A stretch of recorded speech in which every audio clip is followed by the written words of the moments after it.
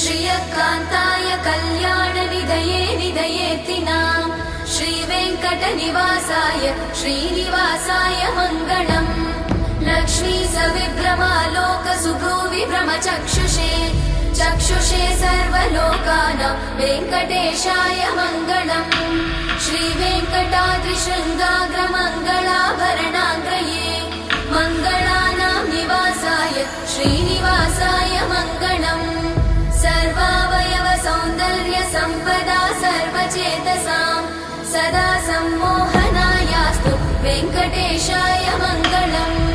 नित्याय निरवध्याय सत्यानन्दचिदात्मने सर्वान्तरात्मने श्रीमद् वेङ्कटेशाय मङ्गलम्। स्वतः सर्वविदे सर्वशक्तये सर्वशेषिणे सुलभाय सुशीलाय वेङ्कटेशाय